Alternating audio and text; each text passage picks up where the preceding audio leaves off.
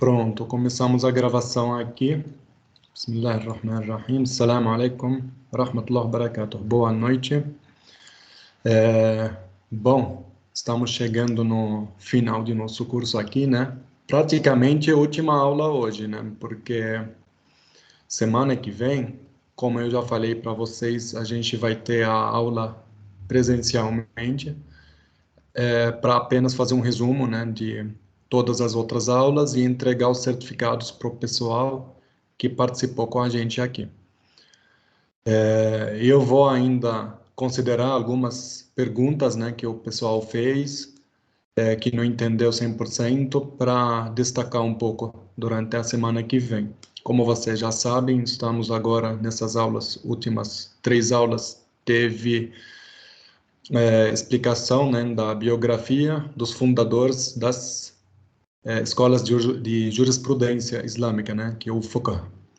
E hoje vamos ter a biografia do último fundador, né, da quarta escola, que é a escola Hanbali. A escola Hanbali foi a última escola a ser fundada. Ela é bem simples, mas é bem séria ao mesmo tempo. Vou explicar para vocês daqui a pouco algumas diferenças, né, para entender a diferença entre essa escola e as outras escolas. E também algumas polêmicas sobre essa escola, que algumas pessoas interpretam errado, né? Porque muitas vezes a interpretação das pessoas que é errada, mas o problema não é da própria escola, né? Porque são todas escolas que seguem um Islã tradicional, são grandes líderes e sábios, os fundadores dessas escolas, né? Então, o fundador da escola Hanbali, com certeza é referente ao nome dele, né? O apelido dele, né? O Ahmad bin Hanbal, o nome dele completo, Abu Abdullah Ahmad bin Muhammad bin Hanbal bin Hilal bin Asad al-Zahli al-Shibani. Ele nasceu em 164 Hijri, né? Que é o calendário lunar islâmico, que a gente já falou nas outras aulas, que é equivalente aos 780 depois do Cristo, e morreu no ano 241 Hijri, que é o ano 855. Mais ou menos 70 anos, né, de idade. O Imam Ahmad bin Hanbal cresceu em Bagdad, que é a atual capital do Iraque. Ele é de origem 100% árabe, né, e o pai dele morreu, ele era criança, né? Dizem que o pai dele morreu com 30 anos de idade, o pai dele, né? Então morreu bem jovem. Só que o pai dele, ele já estava preocupado, né, com o filho, antes de nascer, e ele já deixou para ele uma herança para conseguir viver e não precisar de ninguém. Então a vida dele foi na base dessa herança, né? Não tem histórias sobre o trabalho dele. Ele simplesmente viveu dessa herança e tinha uma casa própria. Então, antigamente, quem tinha casa própria não tinha pagamento, não tinha aluguel, e tinha uma herança, então conseguia viver bem. Então, isso não quer dizer que era rico, mas pelo menos ele não precisou passar necessidade e pedir para outras pessoas sustentar, né? Então, quem educou ele foi a própria mãe. E ele dizia, né, que ele nunca viu o pai dele, nem o avô dele, né? Então, ele era bem criança mesmo, né? Não tem nenhuma lembrança realmente do pai. E a mãe dele dizem que ela teve um papel muito grande na educação dele. Era uma mulher virtuosa, era uma mulher séria, uma mulher religiosa, temente, e isso mostra, né, a importância, né, da educação da mulher dentro da família, né, porque é a mulher que passa mais tempo com os filhos, então ela que tem que ter mais conteúdo, né, para oferecer para os filhos, né. Geralmente os homens sempre se preocupavam mais no sustento, em trabalhar, especialmente naquela época. Então o papel da mãe é muito importante, né, e a escolha da mulher virtuosa, do bom caráter da mulher, fazia muita diferença, né, na criação desses grandes homens. O ambiente onde o Imam Ahmad bin Hanbal cresceu era um ambiente já muito moderno. A cultura islâmica, o Império Islâmico já tinha crescido bastante.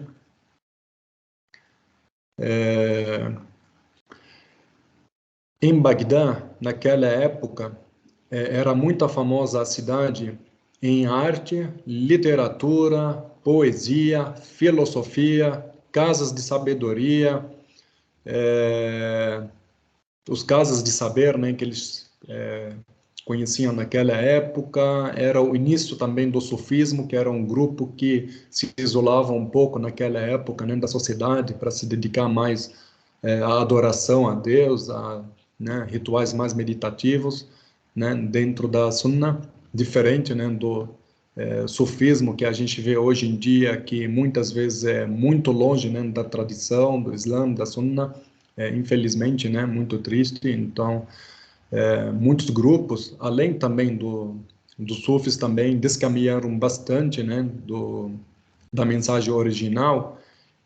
Vocês vê hoje em dia a gente tem mais que 70 partições, né, dentro do Islã sunita, entre os mais relaxados, os mais afastados, e entre os mais radicais e rígidos, né, e todos são errados, né? Porque a gente tem que ter uma referência correta, né? Nossa referência, como a gente já disse, principal é o Corão e a Sunna. E exatamente por esse motivo, né? Com medo de perder a tradição, de perder com a filosofia, porque naquela época muitas pessoas que eram não árabes, né, que não falavam nem a língua árabe, começaram a entrar no Islã, seja das regiões que era sob domínio dos romanos, seja da Pérsia, lá na região do Iraque, muitos pagões. Então muitos não falavam árabe, às vezes aceitavam o Islã apenas ou é por hipocrisia, ou é por apenas porque achou legal, achou bonito, ou porque era moda, ou porque acreditava, mas não levava a sério. E os próprios muçulmanos, para convencer, né, e explicar a Aqidah, né, a doutrina ou a teologia islâmica, que é do Tawhid, do monoteísmo, para essas pessoas, para fixar na cabeça delas, então começaram a filosofar muito. É igual, né, quem estuda, por exemplo, teologia cristã sabe que muitas vezes é baseada em filosofia, né? Muitas vezes, por exemplo, os outros não conseguem entender ou interpretar, então era usada a filosofia para tentar explicar. E o Imam Ahmad bin Hanbal, ele tinha muito, né, essa preocupação, por isso que é considerado, né, o método dele entre os mais rígidos, né, entre as outras escolas, mas isso não quer dizer que o método dele é errado, é bem ao contrário, ele era um grande homem, um sábio, e os ensinamentos dele, né, fixaram até hoje em dia, influenciam milhares e milhões de pessoas, e não negamos também o nível de conhecimento dele. A mãe dele, desde criança, dedicou todo o dinheiro dela, toda a vida dela, com a ajuda da família também do pai dele, falecido, para dar a melhor criação para ele. Então, desde criança, ele já tinha decorado o Alcorão, né, como a maioria dos outros sábios daquela época, e também os outros fundadores das outras escolas. Só que ele tinha um amor e uma paixão muito grande pelo hadith, que é pela tradição do profeta. Porque os outros escolares, os outros juristas, né, os sábios, os fundadores das primeiras escolas, como eu já falei para vocês, todos eles escreveram livros, mas eram livros de jurisprudência. Então, são livros já de ijtihad, de esforço, né, de interpretação, de extrair leis que achavam necessários para acompanhar, né, o ritmo do crescimento dos novos assuntos da nação muçulmana daquela época. E isso, Imam Ibn Hanbal tem esse diferencial. O método dele era diferente. O método dele era simplesmente focar no texto original. Então, ele recusou a anotar ou escrever qualquer livro de jurisprudência e de julgamentos e posições, né, que a gente chama de fatwa, né, naquela época. Então ele sempre recusou. Então ele dedicou a vida toda dele para escrever apenas a Sunna. Então ele viajou o mundo inteiro naquela época, né, que era um mundo conhecido para ele, mais especificamente para a Arábia mesmo, né, a atual Arábia Saudita, a Península Árabe e o sul da Península Árabe, que é a região do Iêmen hoje em dia.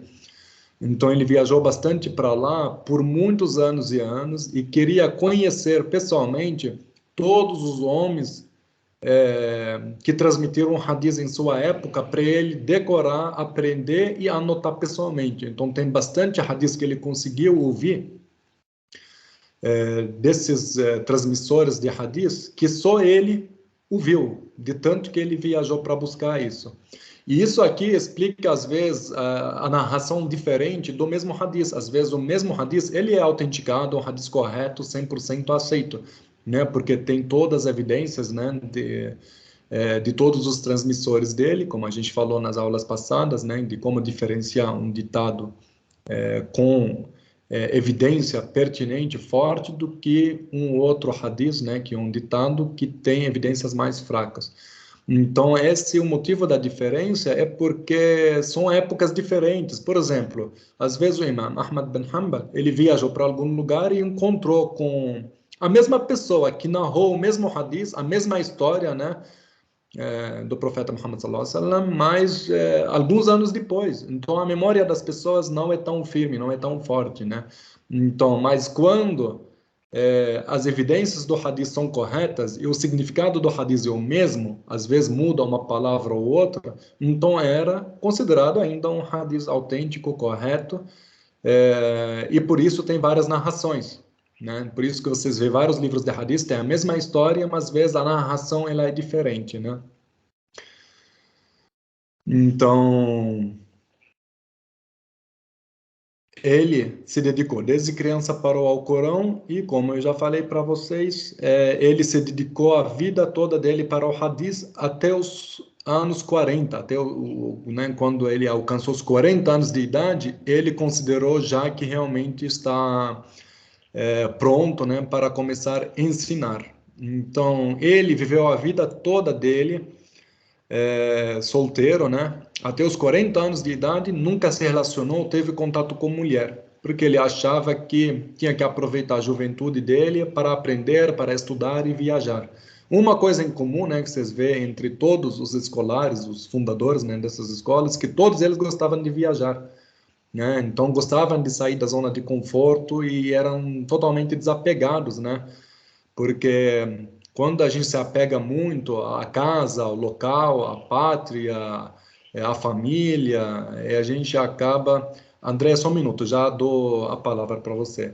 Aí a gente não tem dificuldade de viajar, de abandonar todo mundo, os amigos, a família. E isso, até para hoje em dia, vocês vê que é uma coisa importante, né? Os alunos de escolas, grandes faculdades que têm destaque no mundo, que conseguiram fazer a diferença do mundo, são todas pessoas que abandonaram, né, seus lares, viajaram para outros lugares, buscaram oportunidade.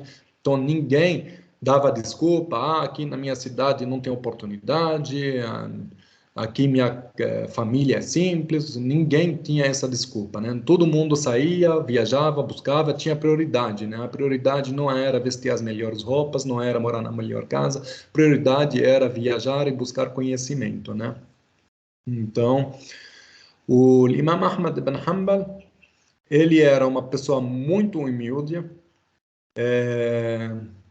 e quando era mais jovem, ele era uma pessoa que sempre usada como exemplo para as outras crianças. Então, todos os pais naquela época, quando queriam incentivar os filhos, falavam: Nossa, olha o, né, o Imam Ahmad, então seja igual a ele. E dizem que todo mundo usava ele como exemplo exatamente porque era órfão, né, sem pai. Então, os pais falavam para os filhos deles: Nossa, eu sou seu pai, te criei, te dou tudo, e mesmo assim você não consegue nem ser igual ao Imam Ahmad, né, que não tem nem pai, é órfão. Então, era um exemplo usado, né, para as outras crianças para seguir. Então, como eu falei para vocês, ele ficou até os 40 anos de idade, sem casar, apenas viajando. Com 40 anos de idade, ele voltou para sua terra natal em Bagdad. Deixa eu aprovar aqui. Então ele voltou para sua terra natal em Bagdá e começou a dar aula. Ele tinha a posição de mufti, né, daquela época, ou seja, de juiz, de jurisprudência, mas ele mesmo negou esse título, ele não aceitava esse título. Ele era apenas um professor na opinião dele e sempre recusava essa posição de juiz, né, que é mais uma posição política, naquela época, né, já politizada, e ele nunca permitiu considerar a jurisprudência dele. Ele apenas respondia às pessoas naquela época sobre as questões que perguntava, mas não aceitava anotar. Ele sempre falava: vocês querem saber? Anotem as evidências. Então ele dava a evidência do Corão e Sunna, e falava depois a interpretação dele, mas ele permitia apenas transmitir a fonte, que ele chamava de dalil, o que seja em língua árabe significa a evidência. Então, por isso mesmo, os seguidores, né, da escola Hanbali, até hoje em dia, desconsideram quase todas as outras fatwas, decisões sobre todos os assuntos, né? Eles sempre consideram qual que é o dalil, qual que é a evidência, qual que é a prova do Alcorão e Sunna. Se não tem evidência, eles desconsideravam o esforço e as leis extraídas pelos outros juristas sobre esse assunto e eles mesmos interpretavam conforme o entendimento deles apenas do texto original, né? E por isso é essa um pouco a rigidez, né?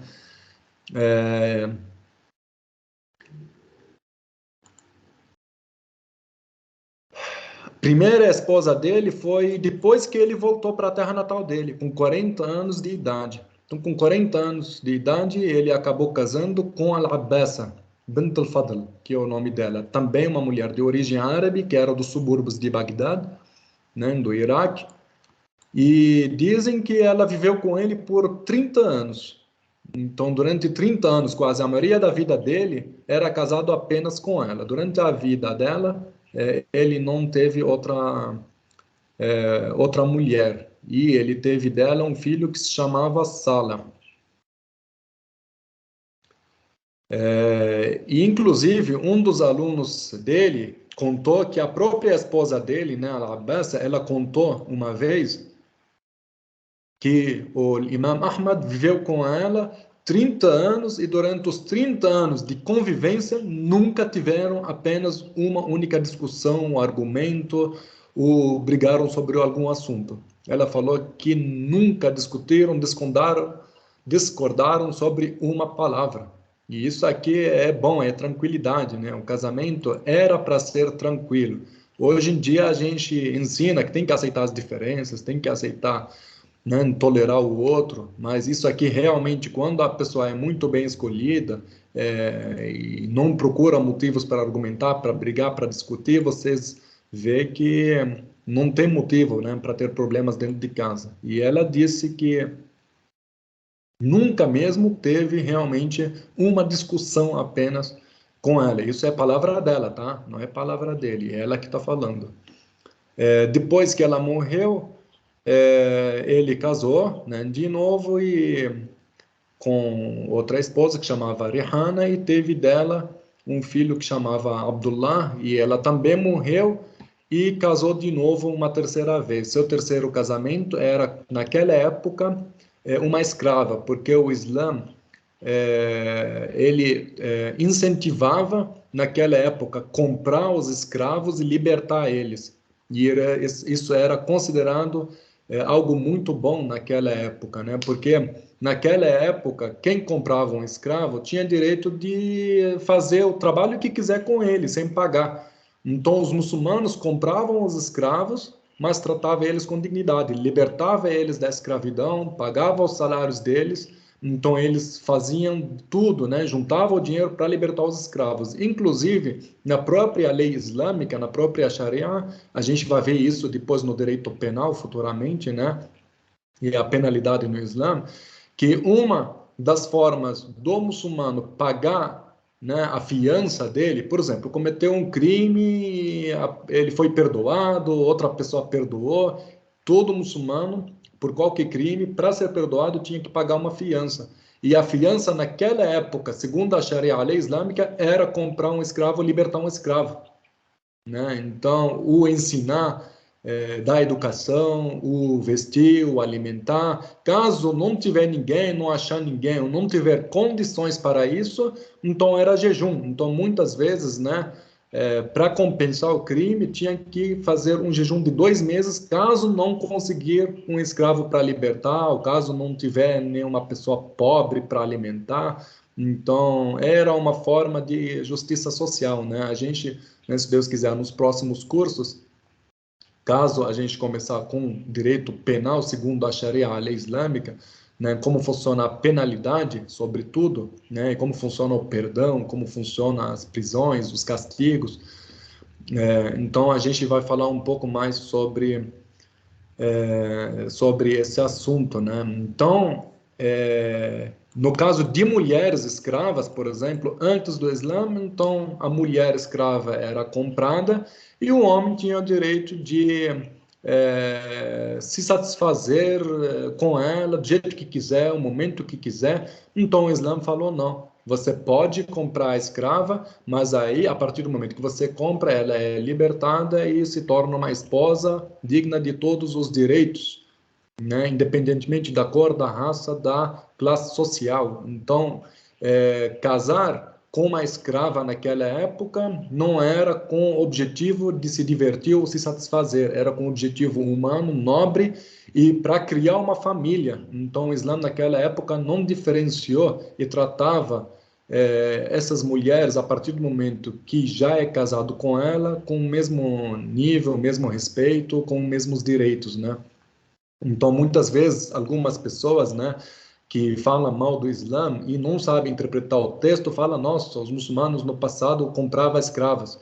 Mas isso aqui é uma interpretação muito ridícula e quem realmente estuda a história do Islã vê quanto humano e civilizado era, né? Porque realmente foi isso aqui uma evolução para aquela época, né?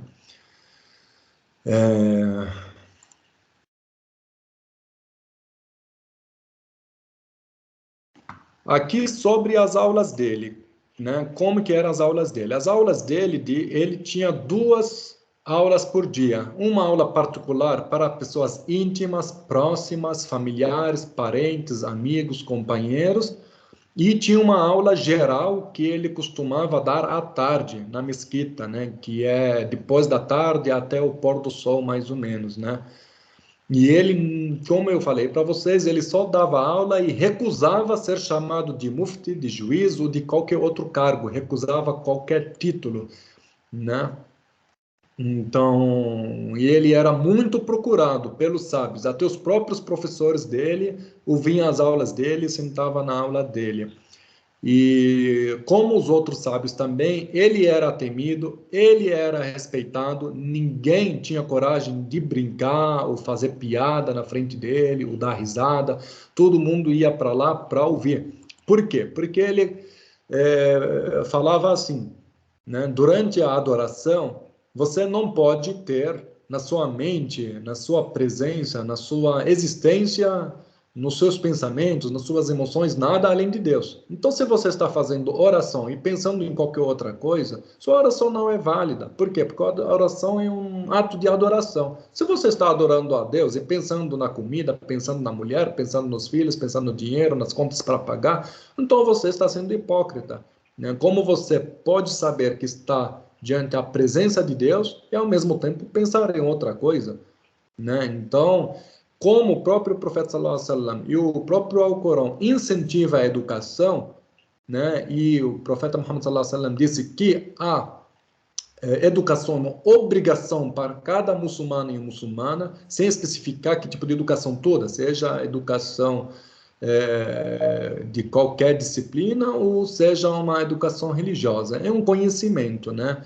Seja na escola, na mesquita, na faculdade, em qualquer lugar. Então, como era uma obrigação religiosa, então automaticamente se torna uma adoração a Deus. Então, a busca do conhecimento é uma adoração a Deus. Então, não tem diferença entre a adoração durante a reza, durante o sermão de sexta-feira, durante o zikr, durante o jejum, durante o Ramadã, durante né? Então, o ensino, a educação é uma adoração igual a qualquer outra adoração. Então, como nas outras adorações a gente não fala, respeita a presença né, de Deus, respeita o local, então durante a aula a gente tem que respeitar.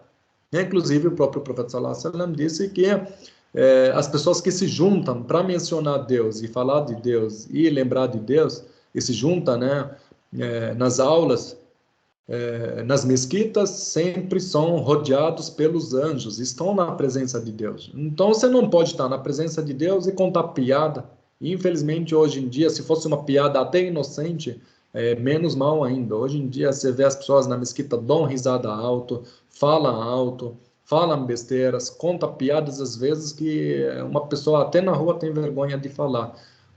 As pessoas, os alunos nas escolas, não respeitam o professor, falam besteiras, falam piadas, não entendem, né, que a aula e ensino é algo sagrado. Eles não estão estudando para conseguir um diploma, eles não estão estudando para receber um título de doutor, eles não estão estudando para receber um salário bom, eles não estão estudando para serem respeitados na sociedade.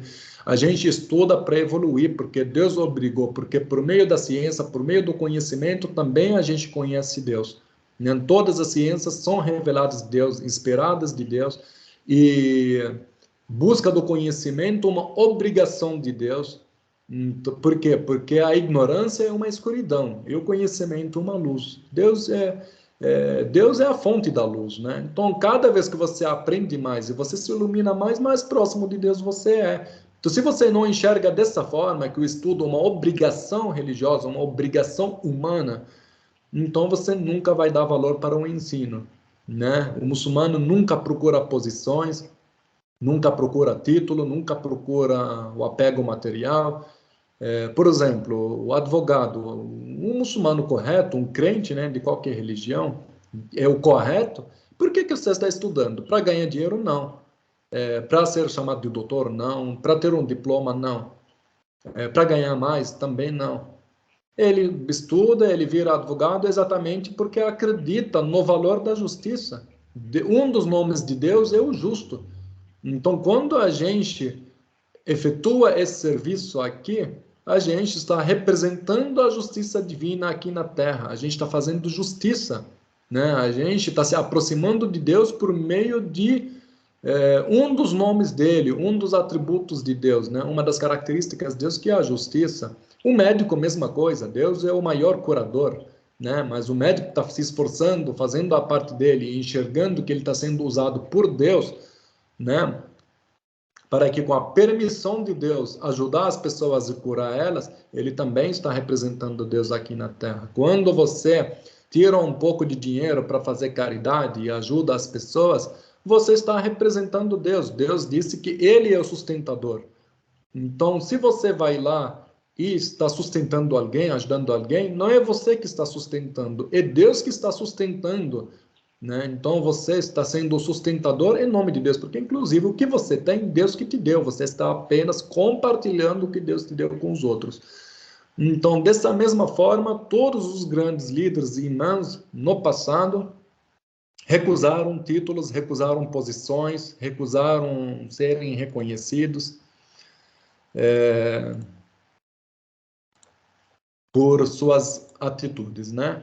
Então ele tinha uma aula na casa dele e a segunda aula que ele dava na mesquita tinha, em média, todos os dias, 5.000 alunos. Todos os dias, 5.000 pessoas em média, às vezes muito mais do que isso, se juntavam, todos eles sem nem respirar alto, chegava lá, esperava ele chegar, sentava e ouvia as aulas dele. Ele sempre gostava de fazer a aula conforme os pedidos, né, dos alunos. Então, ele nunca preparava a aula ou falava o que ele queria, né? Porque, como eu já falei para vocês, ele não gostava de dar jurisprudência. Então, ele gostava apenas de dar aula, falar apenas do Alcorão e da própria Sunna, que é da tradição, dos ditos do profeta sallallahu alaihi wasallam. Então, ele pedia para as pessoas fazerem perguntas e ele pegava os livros dele, as anotações sobre os hadiths que ele tinha e procurava um hadith que responde às perguntas deles. Então, era um método muito simples,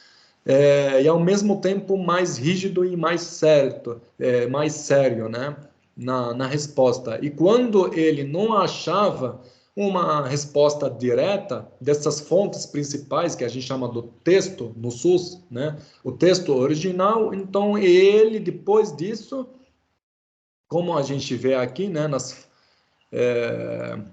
fontes, né, de jurisprudência, a primeira fonte era os textos e segundo era a jurisprudência do Sahaba. Então ele buscava o que os Sahaba, os companheiros do profeta sallallahu alaihi wasallam, nas suas épocas, julgaram esses casos que não tinha já uma fonte direta da Sharia e ele escolhia qual desse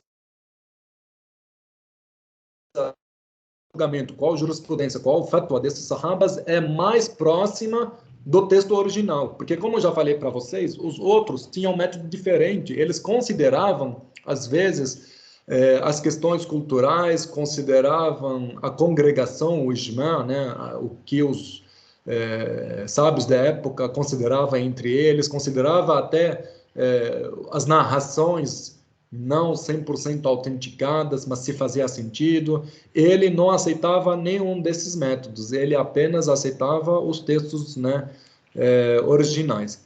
E o terceiro critério dele, né, como fonte de jurisprudência, é no caso de divergência. Por exemplo, duas histórias eram diferentes, julgamentos diferentes, dois companheiros enxergavam o assunto de uma forma diferente, ele não olhava para as evidências deles. Ele nunca considerou a forma que eles chegaram naquela decisão. Ele pegava simplesmente a decisão final e comparava com os hadiths, né, com a tradição do profeta sallallahu alaihi wasallam e com os versículos do Alcorão e via qual que era a mais próxima daquilo, sem olhar nas evidências, sem considerar os outros critérios e julgava aquilo. E ao mesmo tempo, exatamente por esse motivo, ele recusava a anotação da jurisprudência. Então, essas decisões e fatwas todas dele nunca foram anotadas e ele nunca deu permissão para anotar e ficava bravo se alguém anotava.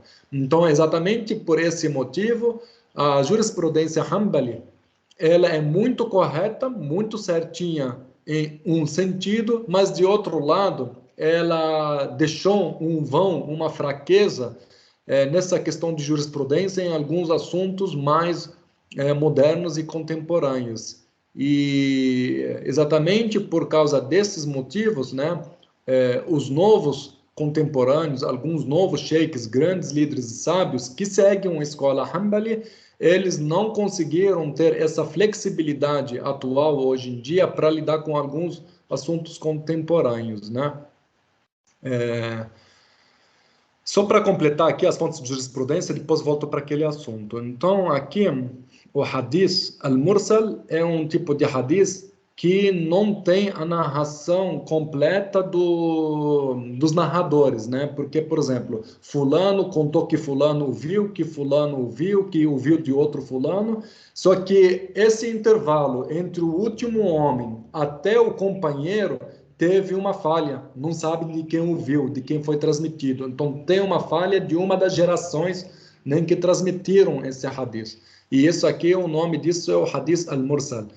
E num dos últimos casos, ele considerava esse hadith para emitir uma decisão sobre algum assunto, mas era de último caso. E o último dos últimos casos era o qiyas, e algo que ele não gostava. Né? Ele aprendeu o qiyas com o Imam Shafi'i, que a gente já falou, né? O fundador da escola que a gente estudou 2 aulas atrás.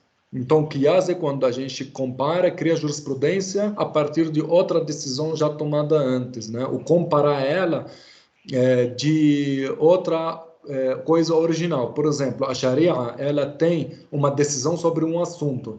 Então, a gente pode considerar o qiyas comparando, né, esse novo assunto com algum assunto que já é existente na Sharia. Por exemplo, igual a questão das moedas, né, do dinheiro.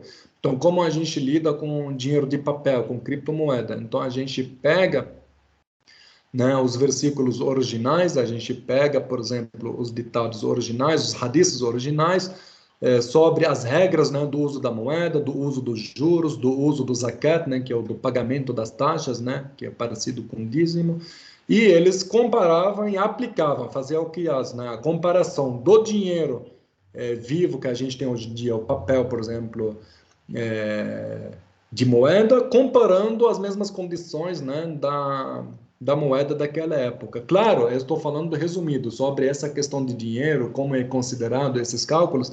A gente vai ter depois, né, no direito islâmico, que a gente chama de fiqh muamalat, que é a jurisprudência das relações comerciais, né?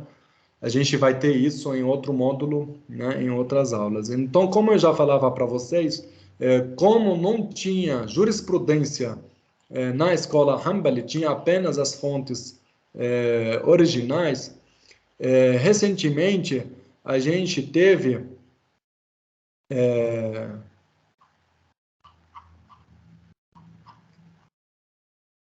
hoje em dia, né, na Arábia Saudita, né, a gente, como vocês sabem, hoje em dia na Arábia Saudita, ele é quase o único país que oficialmente admite, né, jurisprudência Hanbali como fonte oficial e única para a Constituição e jurisprudência, né, atual do país. Só que mais ou menos nos anos 1700 e pouco, né, que é o século 17, nasceu um sábio, né, muçulmano na Arábia Saudita, que o nome dele era Muhammad bin Abdul Wahhab.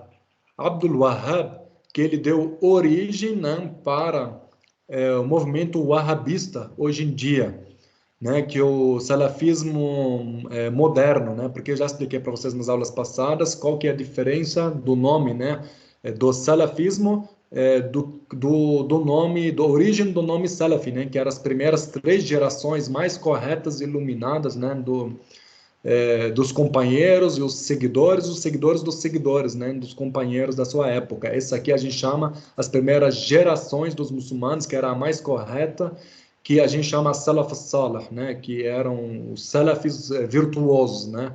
Então, o movimento salafista atual, ele usa esse nome porque exatamente por causa desse movimento, né, do Abdul Wahhab, que criou na sua época, que falava que as pessoas, né, já desviaram muito do Islã, cada um está inventando coisa, está criando bid'ah, né, que é inovação na religião, e realmente isso acontecia, né? A gente não está negando esse fato, a gente só está conversando sobre o efeito que foi criado depois do Abdul Wahhab, porque o Abdul Wahhab ele incentivava lutar contra quem criava bid'ah, quem era ao contrário, né, da Sunnah, quem não seguia 100% a religião.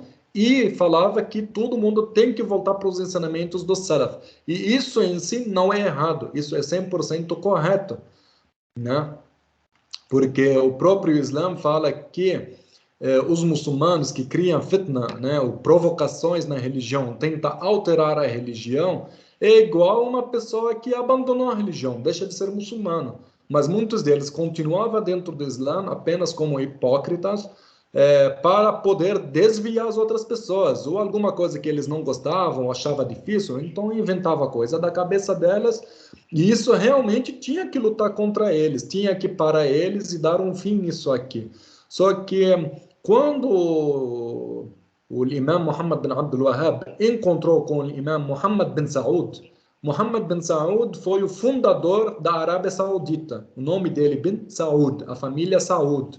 Então, saudita vem referente a ele, né? Ele foi escolhido, né, como príncipe naquela época e virou rei e fundou a Arábia Saudita, conhecida como hoje em dia. É a família Saud, é a família que reina na Arábia Saudita de gerações em gerações até hoje em dia. Então, quando Muhammad bin Saud, o fundador da Arábia Saudita, se encontrou com Muhammad bin Abdul Wahhab e conversaram juntos e acharam que realmente para fundar um novo país, um novo Estado Islâmico que segue 100% a Sharia, a lei islâmica, tinha que fazer uma limpeza geral. Então, todo mundo que inovava, que não aceitava algumas coisas na religião, tinha que lutar, tinha que perseguir, tinha que prender, até a pessoa se arrepender, mudar de opinião. E isso aqui, infelizmente, depois dessa geração, depois da morte de Muhammad bin Abdul Wahhab, muitas pessoas levavam à risca isso aí, sem entender os motivos originais deles. Então, eles tiveram apenas esse objetivo na vida, né? Que é simplesmente perseguir as pessoas que não concordam com eles. E muitas vezes, mesmo se eles estão errados, muitas vezes, por exemplo, eu estou falando dos modernos, não daquela época, muitas pessoas hoje em dia tem alguns assuntos que até mesmo que eles estão errados, mas a gente acredita assim, a gente não tem evidência. Porque, como eu falei para vocês, o Hanbalismo, ele ele é na base de evidência, de dalil, né? Então, por exemplo, hoje em dia, se qualquer pessoa que segue outra escola, de outra jurisprudência, ou tiver uma opinião diferente, por meio de um ijtihad, né, de um esforço diferente para extrair uma jurisprudência sobre um assunto, segundo o Hanbali, e segundo os seguidores, né, que seguiram, né, esse pensamento do Muhammad bin Abdul Wahhab, sempre perguntava qual que é seu dalil. Você não tem dalil, você não tem evidência, você não tem evidência pertinente que está escrita no Alcorão, está escrita na Sunna, né? O profeta sallallahu alaihi wasallam falou com a própria boca isso aqui, então você está errado. Então, eles começaram, alguns grupos um pouco mais radicais, um pouco mais fundamentalistas nesse sentido, dizer que qualquer pessoa que não tem argumento que convence eles sobre esse assunto é kafir, que é, no caso, incrédulo, descrente, que saiu do Islã, e muitos deles, infelizmente, chegaram no nível de criar alguns grupos mais extremistas, terroristas ainda hoje em dia, que qualquer pessoa que não concorda com eles, que não tem evidência que convence eles, era considerada descrente, que precisava morrer, porque o Islã obrigou a lutar contra as pessoas que criam inovação na religião. Agora, o princípio é correto, não é errado. A aplicação é a forma que alguns hoje em dia estão aplicando esses princípios é errado. Inclusive, é uma vergonha para o Islã, uma vergonha até para os próprios sábios muçulmanos, né? Com certeza, o Imam Ahmad bin Hanbal, o Imam Muhammad bin Abdul Wahhab, se tivesse vivo hoje em dia, teria vergonha das atitudes, né, de alguns muçulmanos que interpretaram errado e usaram essa ideologia, né, que eles se autodenomeiam hoje em dia, né, de salafistas ou wahhabistas, sendo que esse nome eles não merecem ele, porque não é justo, né? O salafismo é algo bom, é algo puro, significa seguir a religião pura, significa sempre voltar para a origem, significa sempre não inovar, não recusar, né, a religião. E infelizmente hoje em dia, as pessoas que não entenderam esse conceito de uma forma correta e usam, né, o hanbalismo, o wahhabismo, o salafismo para interpretar de uma forma errada e justificar suas atitudes radicais, infelizmente isso está errado. Então, só para deixar muito bem claro, não é os princípios do Muhammad Abdul Wahhab estavam errados, não são os princípios, né, de fundação da Arábia Saudita foram erradas, não são os princípios e ensinamentos de Imam Ibn Hanbal são erradas, porque até alguns muçulmanos hoje em dia exageram e ainda são muito errados em dizer que os ensinamentos desses grandes líderes sábios do passado levaram e foram causadores dessas ideologias e do terrorismo. Isso é completamente errado. Quem está errado são as pessoas que fazem errado, não são os fundadores, não são as pessoas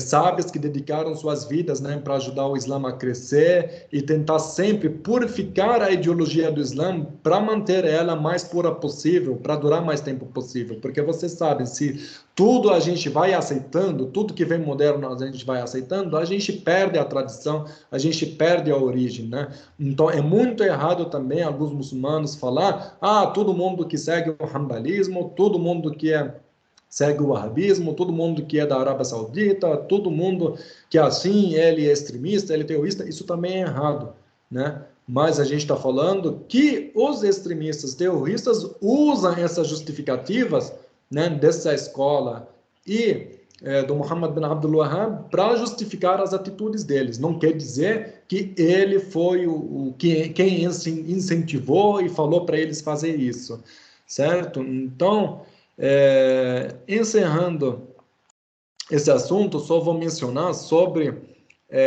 o Imam Ahmad ibn Hanbal, também como os outros fundadores das outras jurisprudências, como ele era muito honesto, muito corajoso e enfrentava o sistema. Vocês veem que sempre muitas pessoas hoje em dia falam o Islã e a política andam juntos. Sim, existe a disciplina, o Islã político. Existe a disciplina dentro da Sharia que fala como que um governo islâmico deve governar seu povo. Mas isso não quer dizer que durante o passado todos os governos islâmicos, os estados islâmicos, eles seguiam realmente essas leis. Então, muitas vezes, desde as primeiras gerações, os governos islâmicos que diziam ser sucessores, né, dos primeiros califados originais, que eram puros, iluminados, diziam representar Deus de uma forma justa aqui na Terra, sucessores do profeta sallallahu alaihi wasallam, mas muitas vezes defendia apenas os próprios interesses deles, interesses econômicos, interesses familiares, egoísmo, tirania, e eles compravam os líderes, os sábios, para tomar decisões que concordam com eles, conforme o que eles querem. E isso aconteceu em Roma, aconteceu, né, em todas as outras religiões, né? Então, eles compravam. Então, esses grandes homens, né, como os 4 fundadores das escolas tradicionais, como o Imam Ahmad bin Hanbal também, eles sempre enfrentaram um sistema. Então, o próprio governo islâmico, o próprio califado islâmico, que dizia ser um governo na base da Sharia, esse mesmo governo foi quem torturou, perseguiu, prendeu e matou a maioria dos sábios muçulmanos no passado. Só para vocês imaginarem. É chocante saber disso, mas isso é a pura verdade, né? Então, todos os governos islâmicos do passado, todos não, a maioria dos califados, os príncipes e reis que eram califas, muitos deles eram uma vergonha para o Islã e não representavam o Islã e oprimiram o próprio povo usando o nome da religião exatamente para benefícios próprios. E isso foi o maior motivo da derrota do sistema do califado, né, que é o verdadeiro califado, o verdadeiro governo centralizado islâmico, né, porque as primeiras gerações do Salaf, primeiras gerações de califas, né, que a gente já falou sobre as gerações, né, lembra nas outras aulas, que os primeiros califados e alguns outros califas que vieram depois deles, que eram justos, que não tinham fome, que faziam justiça social, que ninguém passava fome em suas épocas, tratava tudo bem, todo mundo bem, não importa a religião da pessoa, protegia as pessoas que eram de outras religiões que viviam em terras muçulmanas. Então eram governos justos, realmente baseados na religião, baseados no Corão, baseados nos maiores, mais nobres princípios. Passou disso, desde a época, né, dos governos abassitas, né, que já falei para vocês que torturaram também os outros sábios, né, inclusive o Imam Malik, que a gente falou na aula passada. Então, o Imam Ahmad bin Hanbal, ele foi perseguido, ele foi torturado, ele foi proibido até a dar aula e opinar, caso a opinião dele era contrária da opinião deles. Isso, hoje em dia, infelizmente, a gente vê em todos os países que dizem ser islâmicos, né? Seja, por exemplo, todos eles, seja do Egito, dos movimentos ali da Irmandade Muçulmana, do governo islâmico da Arábia Saudita, do governo que diz ser islâmico do Irã, né? Não sei, eles dizem ser, né? Mas, enfim, todos eles realmente aplicam a Sharia? Não. E, infelizmente, a vergonha que eles fazem a gente passar como muçulmanos é o que faz o mundo ocidental, as pessoas estrangeiras, as pessoas que não são muçulmanas ficarem com medo, porque eles usam esses governos como referência, falam, nossa, olha esses governos, é tudo uma ditadura, não respeitam o livre-arbítrio, não respeitam o povo, não tem direito, mulher não tem direito, não tem educação, não tem direito trabalhista. Isso é verdade? É verdade. A gente tem que falar só das coisas boas. Claro, todos os países árabes muçulmanos hoje em dia, considerando a educação, generosidade, hospitalidade, religiosidade, o amor, generosidade das pessoas, religiosidade das pessoas, o amor que eles têm pela religião, não se compara com nenhum país ocidental. E garanto para vocês ainda que o direito de mulher nos países árabes islâmicos, mesmo que não existe por lei, mas na tradição, na cultura árabe, por natureza, a mulher é muito bem tratada. Pode ter certeza que qualquer mulher árabe é mais bem tratada do que qualquer mulher brasileira, né? E a gente sabe que o Brasil é um dos maiores índices de violência contra a mulher. Então, a gente não está negando que os países árabes, com influência do Islã, conseguem ser muito avançados e humanos hoje em dia, né? Mas a gente está falando do sistema político que usa um nome islâmico, um nome de governo islâmico, usa o nome da Sharia para cometer atos vergonhosos, infelizmente acaba afastando e assustando as pessoas do Islã. Então, no lugar deles se aproximar, mostrar realmente um modelo de governo justo, como a Sharia manda, vocês viram nas aulas passadas, como todos os elementos da Sharia são justas, são flexíveis, são fáceis e pensam no ser humano, na sociedade em primeiro lugar. Então, se a gente vê que essa justiça social não está sendo realizada nos países onde tem governos islâmicos hoje em dia, então alguma coisa está errada. E o errado não é religião, o errado não é Sharia, o errado são esses governos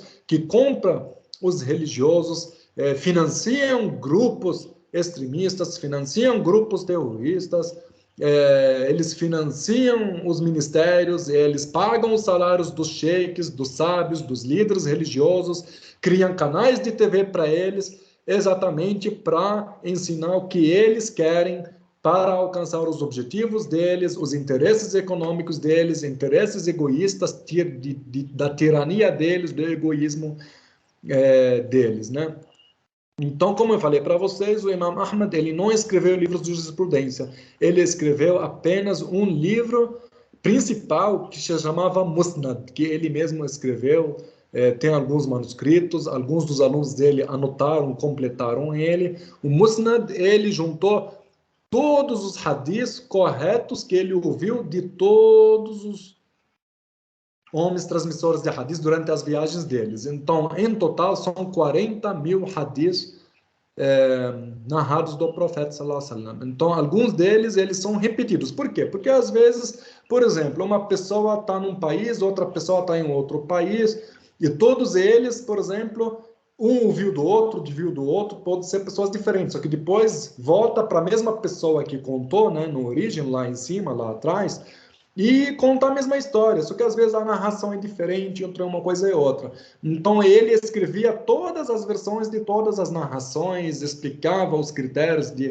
de aceitar o hadith ou não, escrevia quem eram os homens, às vezes a biografia dos homens que narraram o hadith, as diferentes versões do hadith. Então, exatamente por esse motivo que a primeira edição impressa do livro dele, vocês vão ficar chocados, mas foi simplesmente 52 volumes de 26.612 páginas, que é o livro original que ele escreveu. E eram todos hadiths que ele viajou, decorou na sua cabeça, voltou para sua terra e escreveu para poder transmitir as versões mais corretas de hadiths que ele juntou durante suas viagens, né? Então, pessoal, imagina 52 volumes. Os últimos volumes era apenas um index, né, que é apenas um sumário e para indexar, né, a bibliografia e algumas coisas, anotações, né?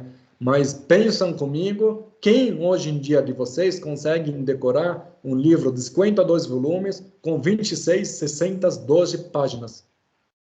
Ninguém, né? Então, só para vocês verem como a gente realmente está fracassando na busca do ensino.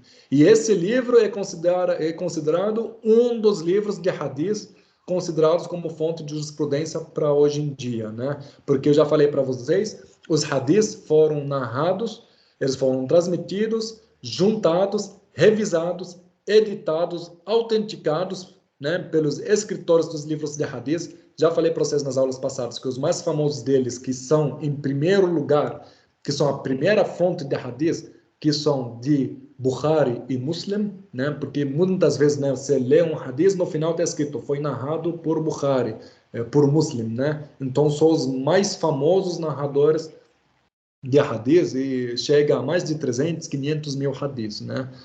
Então, diferente, por exemplo, do Muwatta, do livro Muwatta, que falei para vocês na aula passada, né, do Imam Malik, que ele escreveu o livro de jurisprudência, de regras de jurisprudência, das fontes de jurisprudência, foi o primeiro a escrever, né, um livro que é a disciplina hoje em dia é conhecida como Usul al-Fiqh, origem da jurisprudência, fonte, os fundamentos da jurisprudência, né? O contrário do Imam Ahmad ibn Hanbal, ele simplesmente escreveu livros de Sunnah, livros de Hadith. Então a preocupação dele era viajar e escrever livros de Hadith, né? Livros de narrações, né? Ditados do profeta Muhammad sallallahu alaihi wasallam. Então dizem que ele viajou para muitos lugares. E alguns deles dizem que ele viajou até para não apenas para a Arábia, mas mais para o Ocidente, né? Que são os países que chama Bilad Sham, que inclui tipo Síria, Palestina, né? Que são todos os países que são depois do rio Furate, né? O rio Furate, acho que em português o rio Eufrates, né? Que fica no Iraque. Então toda a região do lado de cá para a direita, né, para o oriente do rio Eufrates, era a Arábia, né, e para a esquerda, passando disso, a região entre o rio Eufrates até o mar Mediterrâneo, até o mar Vermelho, a gente chama hoje em dia da Grande Síria, né, o Bilad Sham. Então, diz que ele até viajou para essa região, né. Inclusive, conta uma história aqui, deixa eu só contar para vocês, que uma vez, uma das viagens deles, né, dele para essa região, passando do rio, né, ele encontrou um sheik, quando a gente fala um sheik, um ancião, né, encontrou um ancião, um senhor de idade, estava alimentando um cachorro. Então, o Imam Ahmad ibn Hanbal, ele simplesmente cumprimentou esse homem, e esse homem simplesmente olhou para ele rapidinho, respondeu, né, tipo, oi, salam alaikum, e voltou e continuou dando atenção para o cachorro, né? Então, o Imam Ahmad ibn Hanbal achou estranho, que eu sou um homem, né, diante de você, estou conversando com você e você está dando mais, né, atenção para o cachorro. E o homem percebeu isso, mas ele terminou de alimentar o cachorro, depois que terminou, olhou para o Imam Ahmad ibn Hanbal e falou para ele, desculpa se você se incomodou, porque eu dei mais atenção para o, o cachorro, né? Aí o Imam Ahmad ibn Hanbal respondeu, sim, foi exatamente isso, né? Então ele falou para ele que vou narrar um hadith para você. E inclusive foi um dos hadiths únicos e poucos que o único que conseguiu anotar foi Imam Ahmad ibn Hanbal, porque foi o único que viajou para aquela região e conseguiu encontrar com essa pessoa que transmitiu esse, né, hadith para ela, que ele conseguiu comprovar a autenticidade desse hadith. Então ele contou para ele, né, um hadith do profeta Muhammad sallallahu alaihi wasallam, que ele disse: quem recusa a ajuda de quem busca sua ajuda, né, Deus vai recusar ele no dia do juízo final e não entrará ao paraíso. E ele falou: essa terra, a gente não tem cachorros aqui. Então, esse cachorro é um visitante. Então, se ele veio para cá, para minha terra, me buscando, olhando para mim, buscando ajuda, eu não posso negar, recusar ajuda para ele, né? Porque o hadith, né, não fala, não fala que apenas um homem, um ser humano, fala que qualquer um que busca ajuda. Então eu falei, esse cachorro me buscou aqui. Então se eu virar as costas para ele, não dar atenção para ele, então eu não vou entrar no paraíso, né? Então Imam Ahmad ibn Hanbal escutou esse hadith, respeitou e falou, nossa, você tem toda a razão, e aceitou com maior, né, amor e anotou um hadith. Então é mais um hadith, mais o ensinamento do profeta sallallahu alaihi wasallam para a coleção. E para vocês verem como, né, os muçulmanos naquela época se preocupavam até com os animais, né, se preocupavam com os animais, se preocupavam no direito dos animais, né? Inclusive um dos primeiros califas que eu falei para vocês, né? A primeira geração dos califas, que eram os mais justos, né? Um dos mais famosos era Omar ibn Abdulaziz, que era conhecido com sua justiça. E dizem que na sua época, desde a Europa até a África e a Ásia inteira, nenhuma pessoa passava fome, né? Inclusive, sempre sobrava grãos. Então, ele mandava os homens dele pegar toda a sobra, né, da safra, dos grãos, dos trigos, e falava para eles, vão procurar as montanhas, joga no mato, joga nas montanhas, assim os pássaros que passam, que são viajantes, possam comer e se alimentar, para nunca na história algum historiador escrever que um pássaro viajante numa terra de muçulmano passou fome. E ele mandou uma ordem para todos os príncipes, né, de todos os emirados daquela época, que são os comandantes, os príncipes regionais, onde tem rios, e ele mandou colocar cerca em todos os rios, na beira de todos os rios. Imagina o trabalho que dá isso. A gente está falando de milhares de anos atrás. Então imagina, você tem que cercar todos os rios. E eles perguntaram por que ele falou para eu fazer minha parte e nunca, por exemplo, um animal, uma vaca que está se alimentando ali, né, na beira do rio, tipo, se escorregar e cair sem querer, e eu me senti culpado, com peso na consciência, um dia Deus me castigar por ser culpa minha, por eu não ter prevenido esse tipo de coisa e protegido ela. Então, estou criando essa cerca para prevenir, e assim, se um dia uma vaca se machucar ou escorregar e cair, mesmo assim, pelo menos fico com consciência livre, tranquila, que fiz minha parte e protegi elas. Então, imagina o nível avançado, né, de evolução da mente dos primeiros muçulmanos. Isso sim, esses são verdadeiros salafis, esses são verdadeiros, né, salafistas, né, como a gente diz. Né? São pessoas cheias de luz, cheias de amor, pensando na sociedade.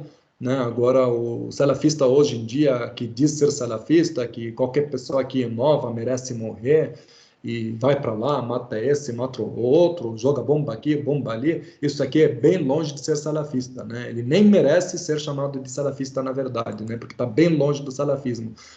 Inclusive, o próprio Imam Ahmad ibn Hanbal era uma pessoa simples e era uma pessoa humilde.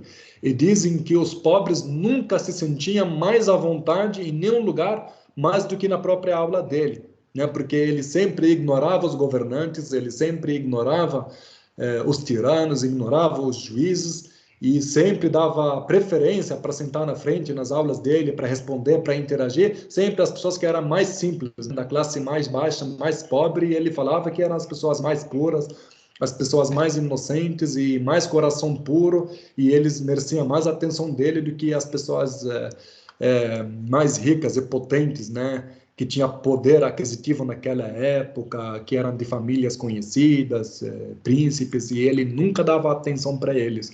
Então, esse é o verdadeiro salafismo, esse é o verdadeiro Imam Ahmad bin Hanbal, os ensinamentos dele, essa humildade, esse amor, esse coração grande, não o que a gente vê hoje em dia, que é retribuído para ele, que ele não tem nada a ver com isso, né?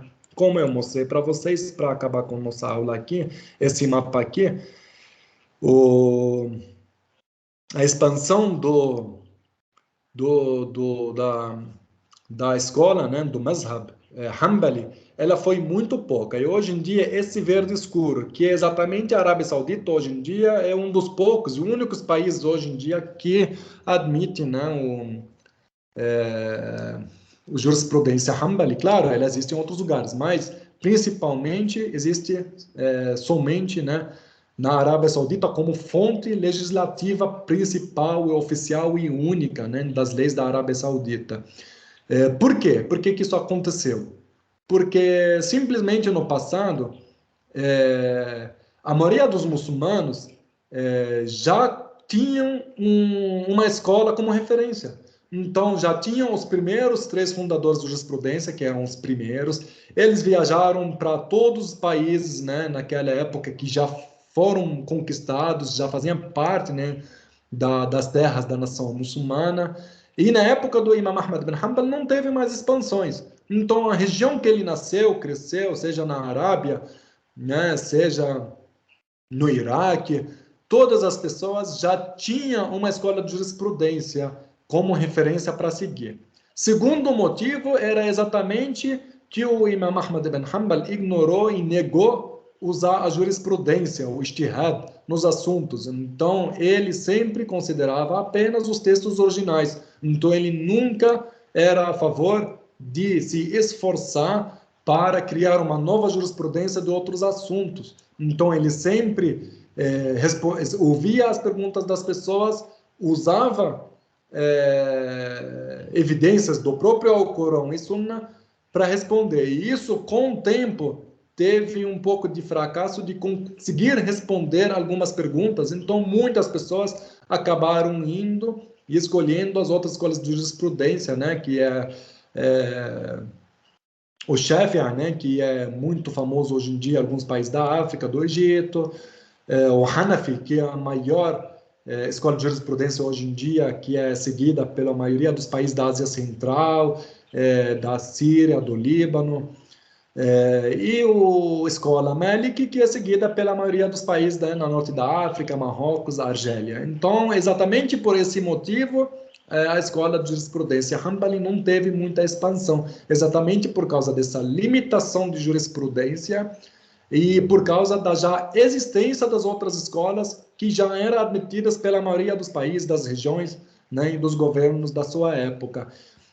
Quando que essa escola Hanbali teve renascimento e voltou a ficar firme e conseguiu se manter até hoje em dia, exatamente com essa aliança, né, da família Saud, da família real da Arábia Saudita, junto com o imam Muhammad bin Abdul Wahhab, a história que eu acabei de contar para vocês. E quando eles se juntaram, eles tomaram uma decisão de tornar o Mazhab Hanafi como religião, né, oficial, como escola oficial para jurisprudência e religião em todos os assuntos de direito e constituições e leis da Arábia Saudita. E isso foi em 1740, 1750, né, na metade do século XVII, mais ou menos, para o século XVIII.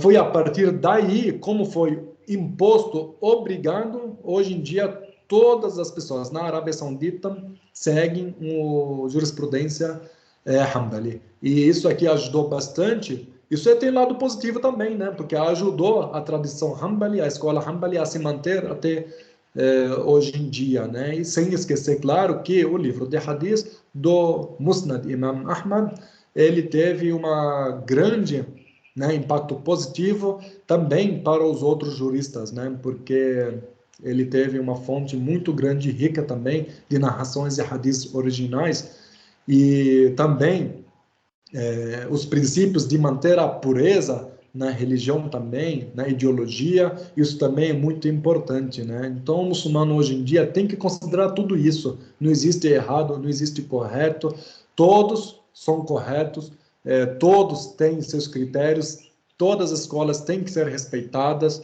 né? E cada muçulmano tem a liberdade de escolher uma escola para servir como base, né, para cumprir seus deveres religiosos e sociais e seus direitos, né, religiosos. Então, cabe a cada pessoa escolher. Nas próximas aulas, a gente vai fazer uma votação entre essas três opções que mandei para vocês no grupo do WhatsApp, né? Seja o direito da família, o direito penal, ou as questões de práticas religiosas de adorações dentro do Islã, da jurisprudência. Então, a gente vai fazer um curso completo sobre cada um desses assuntos. Vocês escolhem qual a gente começa primeiro. E durante o curso, algumas pessoas perguntaram qual escola vocês vão seguir, qual escola vocês vão ensinar. A gente vai ensinar em cada assunto, cada lei, cada direito, quais foram os critérios, quais foram as decisões de cada uma dessas escolas, sejam os originais, né, os próprios 4 imãs, né, fundadores das escolas, ou os contemporâneos, sábios contemporâneos que seguem os mesmos critérios daquela escola, né? Por exemplo, os sábios contemporâneos da escola Hanafi, os sábios contemporâneos da escola Hanbali. Então, a gente vai fazer uma comparação desse mesmo assunto no passado. Se tiver alguma renovação tecnológica sobre algum assunto, alguma invenção nova, a gente vai ver como os próprios juristas, né, contemporâneos que seguem essa escola usaram os critérios de cada escola para tomar uma nova decisão sobre o assunto. A gente vai escolher, hoje em dia, né, tem a Academia Mundial, né, da Jurisprudência Islâmica, que tem representantes, né, de sábios de todas essas escolas. Por quê? Para chegar num consenso sobre algumas decisões. Porque hoje em dia fica difícil cada pessoa falar, eu vou seguir a decisão da minha escola. Então, como o ijma, que a gente falou que é uma das fontes de jurisprudência, que é o consenso, né, de todos os sábios da sua época, é considerado uma fonte de jurisprudência. Então, o que essa academia hoje em dia faz, né, essa academia internacional? Ela junta esses sábios de todas as escolas, exatamente para apresentar seus argumentos, seus critérios, suas decisões e ver uma decisão em comum, em consenso, para que todos os muçulmanos possam seguir. Eu acho, na minha opinião pessoal, é o mais correto para um muçulmano hoje em dia fazer, é seguir essas decisões, essas fatwas, emitidas por esses órgãos internacionais, né, em que são baseadas nesse consenso comum, né, de todos os sábios. Então, como eu falei para vocês, a gente vai escolher um tema, a gente vai estudar ele, vai analisar ele.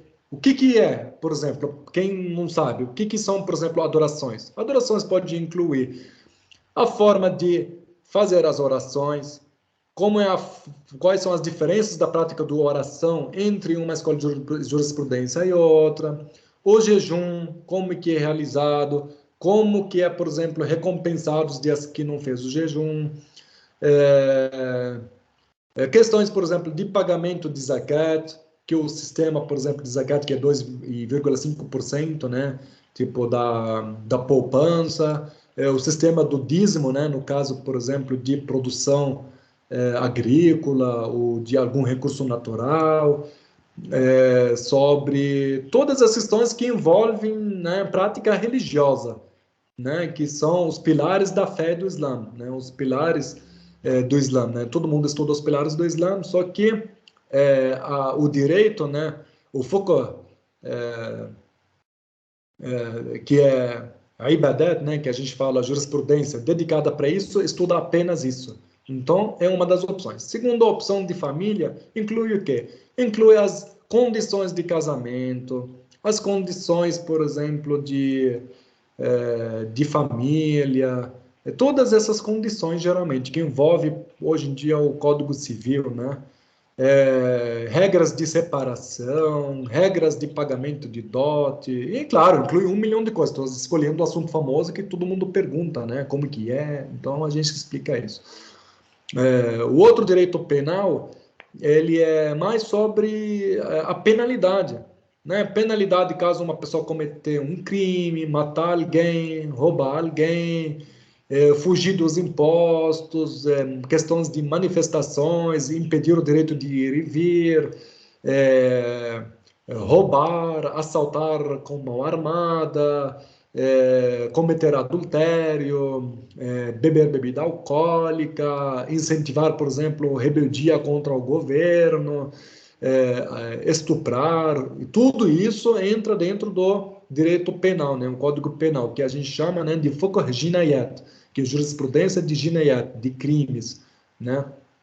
Então, a gente vai ver isso, quais são as condições, por exemplo, de testemunhas aceitas em cada caso.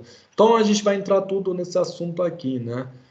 Tem, claro, outros direitos de jurisprudência, que é muamalat, que entra o direito econômico, as relações internacionais entre um governo islâmico, por exemplo, e outros governos, entre relação, por exemplo, de muçulmanos com não muçulmanos, relações comerciais, entra a questão, por exemplo, de assuntos de, por exemplo, seguros, seguro de vida, convênios médicos, moeda, criptomoeda, cartão de crédito, contratos, aluguel de casa, sociedades, empresas, formas de sociedade, divisão de capital. Sim, vocês podem achar isso né, diferente, coisa moderna, mas não. Tudo isso que estou falando para vocês, a Sharia, a lei islâmica, o profeta sallallahu alaihi wasallam definiu 1400 anos atrás todos esses assuntos, né? Incrível, porque a Sharia realmente ela é muito abrangente, abrange todos os assuntos da vida, Isso é incrível. Não tem uma lei do mundo, mesmo de criação dos homens, que é tão completa, perfeita, é, é, como, né, a lei, a Sharia islâmica. Não existe mesmo. Vocês vão ficar chocados, né? 1400 anos atrás, o Islã tinha até lei de trabalhadores. Como recebe o salário? Quais são as moedas aceitas? Qual é a forma de troca? A moeda. A gente vai estudar a história da moeda. Né, os primeiros califados islâmicos, né? Eles criaram a própria moeda, oficializaram a moeda, porque antigamente tinha as moedas, né, de ouro e prata, que é o dirham e o dinar, que um era de ouro e o outro era de prata, mas não tinha, por exemplo, um peso fixo, nem um tamanho fixo, não tinha nada, né? Então não tinha critérios. E os romanos e os persas, eles tinham o monopólio do ouro. Então os muçulmanos só conseguiam acesso a essas moedas se fizerem uma troca comercial. E com o tempo, como a nação islâmica cresceu, os romanos começaram também a boicotar e criar, por exemplo, sanções contra a moeda para enfraquecer, né, o Estado Islâmico daquela época. Então, o que os próprios muçulmanos fizeram? Criaram uma moeda, criaram uma lei para fixar e normas, né? A gente diz hoje em dia que as questões normativas, a gente tem ISO, tem assuntos normativos, né, sobre muitas coisas, sobre telefonia, sobre padronização, né, de unidades de medidas. Os muçulmanos fizeram isso milhares de anos atrás. Eles criaram medidas padrões, pesos padrões para moedas, para tudo, né? Então, eles tinham cartórios, né, que era chamado de diwan, cartórios, tinha a listagem de cada pessoa que morava em cada cidade, qual que era a renda dela, do que ela vivia, se ela pagou imposto de renda ou não.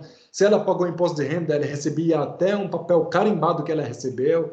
E isso sim, isso existia no islamismo, essa organização de milhares de anos atrás. Tinha cortes de justiça, tinha tudo. Então, o Islã, 1000 anos atrás, era 1000 vezes mais avançado do que hoje em dia. Infelizmente, esse retrocesso que a gente vê em muitos países islâmicos, essa ignorância, falta de educação, falta de crescimento, falta de tecnologia, infelizmente, né, os países muçulmanos caíram em decadência, em especial os países árabes, né? Essa falta de direitos, falta de avanço tecnológico, falta de poder mundial, poder de decisão, né, na comunidade, no sistema internacional, foi causado exatamente pelos próprios governantes que dizem ser governantes islâmicos, dizem ser Estados islâmicos, só que de islâmico não tem nada. Eles simplesmente, por causa da ganância dos políticos, até hoje em dia, por causa das ditaduras, por causa do comunismo, por causa da tirania também, outro lado, que muitos muçulmanos, países muçulmanos começaram a adotar, né, como sistema político, e outros dizem ser que não segue nem isso nem aquilo, segue simplesmente 100% a Sharia. Todos eles estão errados. Hoje em dia, eu garanto para vocês, não existe um país muçulmano que realmente segue a Sharia. Na minha opinião pessoal, tem hoje em dia dois países que eu, pessoalmente, respeito muito e eu acho que eles seguem muito mais as leis islâmicas dentro do governo, nas leis, na cultura, no dia a dia, do que todos os países muçulmanos do mundo. E são países não árabes. Primeiro deles, na minha opinião, é a Turquia. O segundo país é a Indonésia. Indonésia e Malásia, né? São os países, né, da Ásia. Na minha opinião, do meu convívio com esse pessoal, com essas culturas, são pessoas que seguem muito mais o Islã. O Islã é muito mais bem aplicado dentro do governo, das leis e na cultura do que em qualquer país árabe. Eu garanto, com minha própria experiência, eu não enxergo um verdadeiro islamismo em nenhum país árabe hoje em dia, né? Por quê? Por causa dos conflitos, das guerras, da pobreza, da miséria, da falta de educação, falta dos direitos, falta da liberdade. E todos esses assuntos aqui é contra o Islã, contra os valores islâmicos, contra a moral islâmica, contra tudo que o Islã já ensinou. Então a gente sempre julga a eficiência de um sistema pelo resultado. Quando o resultado é guerra, miséria, opressão, fome, com certeza a base moral divina não tem, né? E por enquanto vou encerrar aqui. Vamos depois conversar no grupo do WhatsApp, né, sobre a semana que vem, que a gente vai ter a nossa última aula. A gente vai fazer uma revisão sobre tudo que a gente já falou nas aulas passadas. A gente vai revisar as fontes da jurisprudência, origem, objetivos da jurisprudência, objetivos da Sharia, objetivos de Deus, né? Colocar algumas regras que a gente já viu nas primeiras aulas e um resumo da biografia, o método, os critérios das 4 escolas. E com isso a gente encerra esse curso. Vou mencionar algumas pessoas porque realmente a presença delas foi especial, né? Não faltaram nenhuma aula, começando pelas pessoas que estão aparecendo na câmera, né? A Cláudia, a Joyce, a Ásia, a Andrea também esteve presente com a gente. Pessoas que não estão aparecendo aqui na câmera, a Cris Nanda, eu acho, né, que assim se pronuncia, o Vinícius, mesmo que nunca conversou, nunca apareceu, mas a gente sabe que ele sempre esteve presente com a gente, o Leonel, o Orlando não esteve presente com a gente nas aulas passadas, mas acompanhava pelo WhatsApp, né? A Sandra, né, faltou algumas aulas também, mas ela também sempre acompanhou, a Tânia também. Então, como eu falei para vocês, quem faltou, né, como a gente já conversou no grupo, me manda o resumo das aulas passadas, vamos participar no evento. Eu não sei quem é de São Paulo, quem não é. Quem é de São Paulo, vou ficar muito feliz em receber vocês semana que vem. A gente dá uma revisada em todas as matérias. Vamos fazer um coquetel, um evento, leva um cafezinho. Cafezinho não, cafezinho é por minha conta. Eu faço um cafezinho para vocês lá. Leva uns doces, salgadinhos, suquinhos, refrigerante. Eu não tomo refrigerante, mas quem tomar pode levar. Tá bom? Vamos confraternizar, se conhecer, receber os certificados. Por favor, pessoal, manda o nome correto, completo. Até agora ninguém mandou. Manda no meu particular. O irmão Abubakr do Moçambique foi o único que mandou, né, para não mentir. Mandou o nome completo, o documento. Então, mandem, né, as informações, dados completos, nome, RG, CPF. Eu assino um termo, né, conforme a Lei também Geral de Proteção de Dados, sobre o uso dos dados. Eles simplesmente serão descartados. A gente vai respeitar a privacidade de vocês, vão ser usados exatamente para esse procedimento administrativo, né, para eu conseguir ter esse controle e emitir esse certificado para vocês. Quem tiver sugestões, reclamações, qualquer coisa também sobre esse curso, pode mandar também. Então, a presença de todo mundo é bem-vinda. Pode trazer família, amigos. Semana que vem, todo mundo vai ser bem-vindo, tá bom? O espaço lá é grande, vai caber todo mundo, pode ter certeza. Andrea, você foi a primeira que pediu para falar. Pode falar. Obrigada. Desculpa, eu até tinha várias perguntas, mas não sei se vai dar tempo pela hora. Em relação à questão, eu tenho uma problemática pessoal em relação, quando se fala ao Islã, de usar apenas o termo religião. Eu uso din, porque, como você abordou em vários momentos, não tem como separar, porque o Islã foi criado de uma maneira de abarcar toda a sociedade, todas as necessidades do ser humano, né?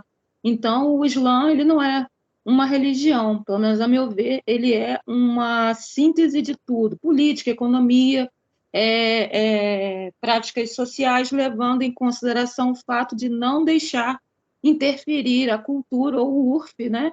Para não modificar, não criar fitna ou bida. Bom, eu falei, André, só para te cortar rapidinho, né? Como eu falei para vocês, o IRF, ele é reconhecido pelas outras 3 escolas de jurisprudência. A gente não tem direito de falar que a gente não pode considerar o IRF. E outra coisa, como eu esclareci nas aulas passadas, o IRF, que é a tradição cultural, ela simplesmente é considerada em assuntos que não têm origem, na Sharia, tá certo? Então, se, por exemplo, algum assunto que não tem origem, que a própria Sharia não mencionou de uma forma direta, o próprio profeta sallallahu alaihi wasallam não mencionou de uma forma direta, e, por exemplo, é reconhecido que nesse país, nessa cultura, eles, por exemplo, exercem certa função dessa forma, que não tem nenhuma evidência que não foi proibida na Sharia, então automaticamente as outras 3 escolas de jurisprudência reconhecem o IRF, reconhece a tradição como fonte de permitir ou não uma coisa, né? Então, se você, por exemplo, tem um pensamento diferente, você não pode obrigar os outros a pensar igual você, porque isso é errado, né? A gente aceita você pensar assim, mas você não pode falar que os outros têm que pensar assim, né? Porque você, falando isso, estaria negando, né, os fundadores, os primeiros 3 fundadores das primeiras 3 escolas de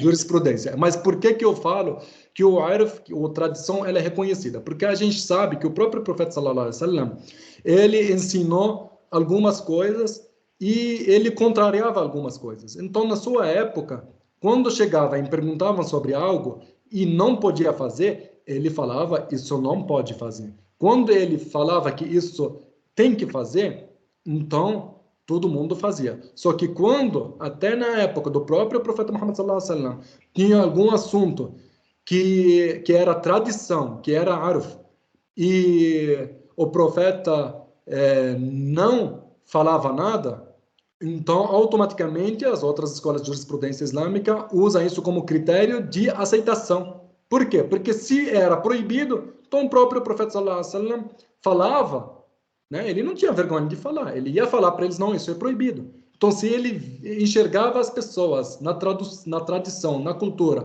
praticando algo, e segundo o profeta sallallahu alaihi wasallam, segundo o Alcorão, não era proibido, então o próprio profeta não proibiu. Isso quer dizer que o silêncio de algum assunto, né, então automaticamente é uma aceitação. Esse é o princípio do Arf, esse é o princípio de considerar a tradição e a cultura para julgar qualquer assunto, né? Ao contrário de algumas pessoas, por exemplo, que pensam que automaticamente, se não existe, então isso não pode. Só que isso é uma opinião diferente que a gente respeita. A gente não pode falar que essa opinião é a única correta e única válida, tá bom? Porque se a gente considerar isso, tem muito assunto hoje em dia moderno que a gente precisa de julgamento. Por exemplo, só para você imaginar uma coisa, Andréia, as pessoas que têm esse pensamento e seguem esse pensamento, até hoje em dia não reconhecem a moeda como forma de pagamento. Não reconhece, por exemplo, se você está usando o real, segundo realmente as pessoas que seguem esse pensamento que você está falando, até hoje em dia, eles consideram que, por exemplo, Não, mas usar eu a estava moeda, falando por de outro. exemplo, proibida, sabia disso? Eles falam, eles acreditam que todo mundo tem que voltar a usar ouro e prata, Não, né? eu falei de outra situação. Por exemplo, em alguns países, como o Paquistão, sei de muitos casos, onde a questão do casamento, né, a imposição de uma série de práticas que são da própria cultura. Sim, Não mas tem automaticamente, Andréia, nesse caso, essas imposições culturais, elas automaticamente já são contrárias ao Sharia. Então, automaticamente, elas não são consideradas. Então, Eu foi vou por te isso contar, por exemplo, um outro exemplo.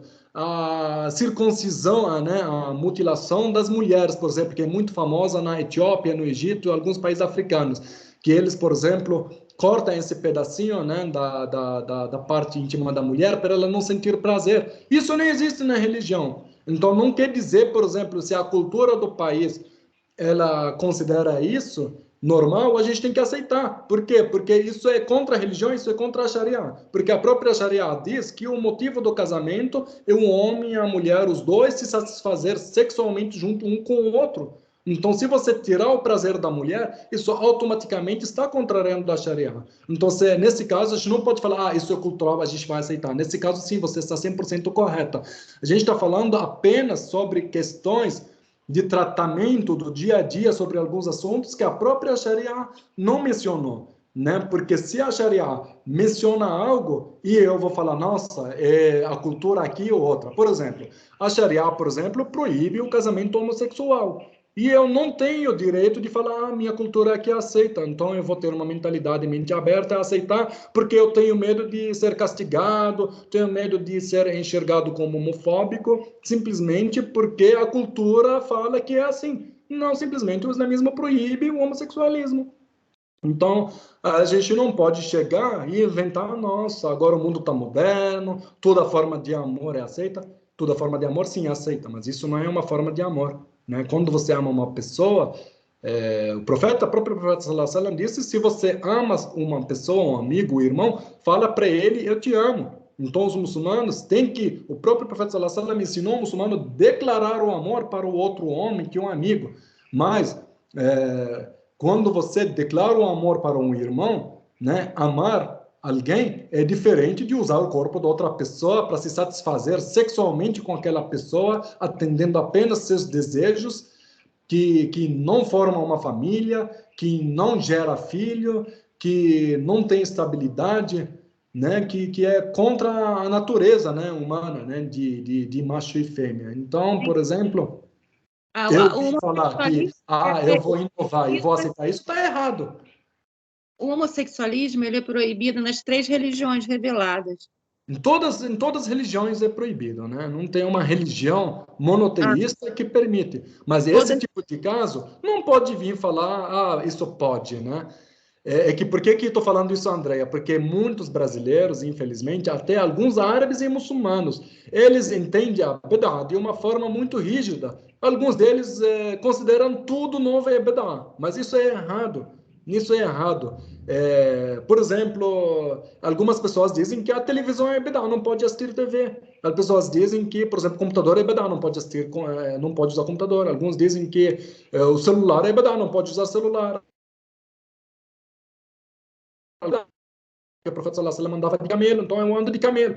Mas, gente, é esse tipo de pensamento que eu falo que a gente tem que tomar cuidado. Sim, a gente tem que manter a originalidade, a gente não pode ter Bid'ah, e realmente todo mundo que comete Bid'ah, inventa algo novo na religião, segundo o Islã, é amaldiçoado, tem que ser banido, tem que ser realmente ter uma posição firme contra ele. Por quê? Porque a gente tem que manter a nossa religião, tem que manter. Nenhuma religião aceita uma pessoa chegar e falar, eu acho isso, eu acho aquilo. Não é só no Islã. Não é só o Islã, é a única religião que luta contra ideologias erradas. Mas hoje em dia, nossas formas de luta são como? Formas de lutas hoje em dia é cultural, mental. A gente luta com nossa inteligência, a gente luta com nossos argumentos, com nosso conhecimento, com nossa sabedoria, né? Hoje em dia, a gente vive em sociedade, a gente tem que respeitar ela, a gente tem que respeitar as diferenças, especialmente numa sociedade não muçulmana. A gente vive aqui no Brasil. E se a gente realmente ficar mais focando nessa questão, tudo é Bid'ah, tudo é Bid'ah, todo mundo que não aceita isso, ele é kafir, ele não é muçulmano, né? Então, isso cria o quê? Isso cria um conflito, isso cria um bloqueio entre uma pessoa muçulmana e não muçulmana, sendo que nós muçulmanos somos uma minoria, vivemos no Brasil, temos que respeitar o Brasil, temos que respeitar as leis do país onde moramos, sem desapegar dos nossos princípios e valores, sem desapegar de nossa religião, sem desapegar das nossas práticas, porque isso aqui é um direito que Deus nos deu, uma liberdade que Deus nos deu, e não tem nenhuma lei do mundo que vai nos obrigar a mudar a nossa opinião sobre algum assunto. Agora, as pessoas falam que automaticamente recusar, por exemplo, o casamento gay, isso é homofobia. Não, é o contrário, não é homofobia. Homofobia significa medo, né? Um medo, uma pessoa que persegue algo, luta contra algo porque tem medo dele. Eu não tenho medo de uma pessoa homossexual, nem vou lutar contra ela, eu não tenho nada a ver com ela, ela faz o que ela quiser, ela está no país dela, está na casa dela, faz o que ela quiser. Só que, quando eu falo que não aceito, quer dizer que você, segundo a lei brasileira, a Constituição, está praticando seu direito. E eu também tenho que praticar meu direito de não aceitar, né? Eu não estou impedindo o seu direito, porque, como a gente sabe dentro da lei, meu direito acaba quando começa o direito do outro. Eu não estou passando o meu limite, né? Meu limite é eu não aceitar. Você quer aceitar, quer praticar, faça o que você quiser, mas não pode vir falar que eu, como muçulmano, que a religião islâmica tem que admitir isso, né? Então a gente não vai admitir. Não pode vir falar para mim, eu vou obrigar vocês, por exemplo, numa igreja ou numa mesquita, a realizar casamento de pessoas do mesmo sexo. Não, você nunca vai me obrigar. E isso aqui é um direito, né, religioso, né? Porque até o direito da Constituição, ele garante o direito religioso. Então, nenhum direito está acima, né, do direito religioso, né? Por exemplo, a lei brasileira proíbe você matar um animal. Isso é uma forma de tortura de animal, matar um animal. Mas, por exemplo, as pessoas que praticam macumba considerado um tipo de sacrifício religioso. Por lei, eles têm esse direito de sacrificar um animal. Mas fala, mas isso é contra a lei. Não, não é contra a lei, porque a lei respeita a religião. Nenhuma lei no mundo está acima da religião, porque isso aqui é um limite que a gente não pode passar, especialmente a gente, né, que é muçulmano, num país estrangeiro, a gente tem que ser mais firme ainda, porque é muito fácil perder a nossa fé. Você vê muitas vezes os filhos dos muçulmanos no Brasil, dizem ser muçulmanos, mas sai, bebe, consome às vezes carne de porco, namora, sai para balada. Então, a gente sim precisa de um pouco mais de firmeza, mas não também aquela firmeza que nos torna chatos e afasta as pessoas da gente e faz que as pessoas tenham uma ideia errada sobre o Islã por causa, né, dessa rigidez. Então, o Islã ele é flexível, mas não com os preceitos, não com a Sharia, não com os valores, não com esses temas que não se discutem, né? Flexibilidade é no tratamento, no dia a dia, né? Não flexibilidade nos princípios, não flexibilidade no din, não flexibilidade na religião, não flexibilidade no Alcorão, não flexibilidade nos ensinamentos do Profeta sallallahu alaihi wasallam. Tá bom, André? Eu posso fazer uma última pergunta para não demorar muito? Sim, claro. Concordo com isso, lógico, né? O Islã tem muito mais coisas permissíveis do que negadas. Tem Sim, a questão do princípio da permissibilidade dentro da Sharia, né? E a parte exatamente. que estava falando em relação aos estudos, a questão vai ser proposta, então, o estudo de alguns dos 52 capítulos do FIPA, né?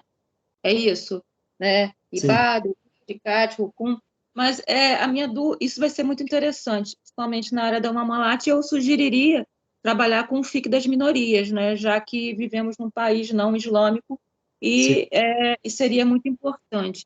Mas O a minha dúvida... Mohamed ele inclui bastante coisa. Então, se vocês quiserem, a gente pode dividir ele em algumas partes. A gente pode estender um curso. A gente pode estudar, por exemplo, primeira parte sobre, por exemplo, os contratos, por exemplo, sociais, né, para a fundação de uma empresa. A gente pode definir uma parte, por exemplo, Muamalat, só para quem não sabe, significa relações, o relacionamento.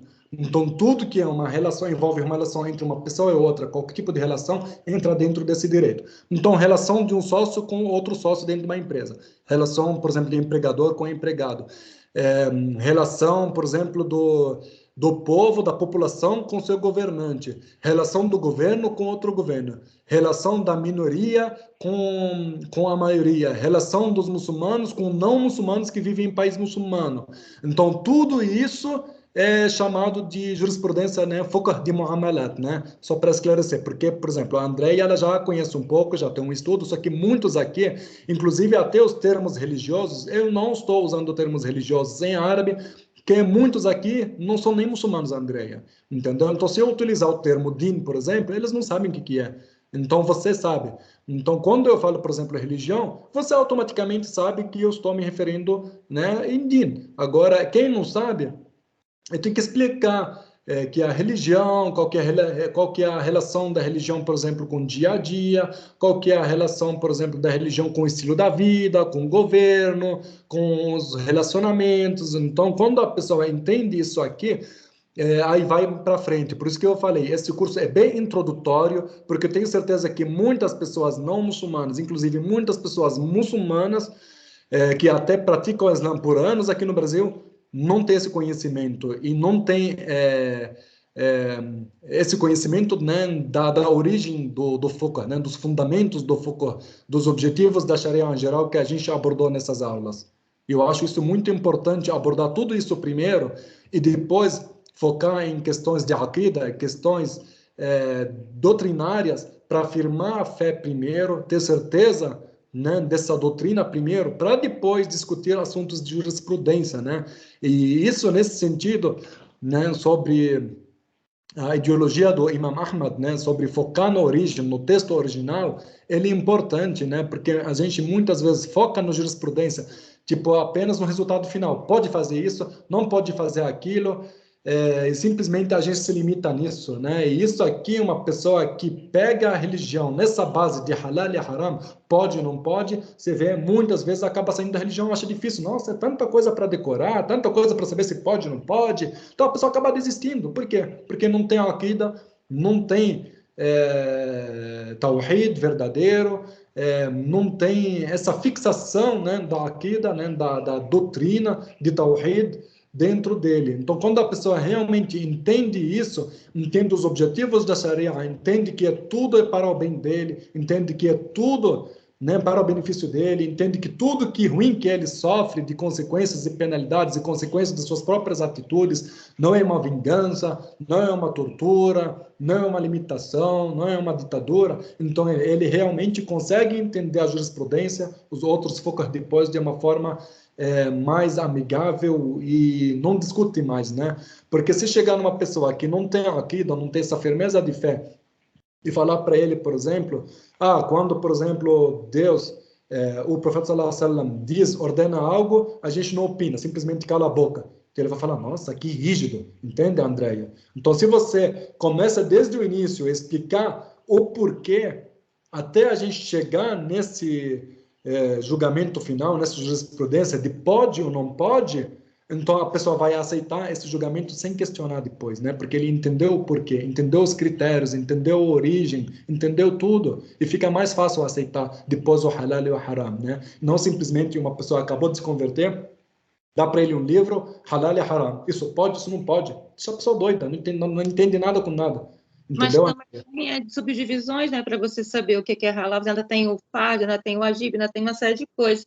Então, eu vou mandar a minha dúvida para você, em particular, para não embolar mais nada aqui, que seria a questão do hadith, que, o tipo de fonte que ele usa, porque eu estudei de uma forma diferente, não foi mursal. Então, isso realmente me deu uma pequena dúvida, então eu falo depois pessoalmente. Tudo bem, sem problema. Uhum. Agradeço pelo espaço, desculpa ter Eu que atrapalhado. agradeço, tá? E, pessoal, quem tiver alguma pergunta, pode fazer, agora é a hora.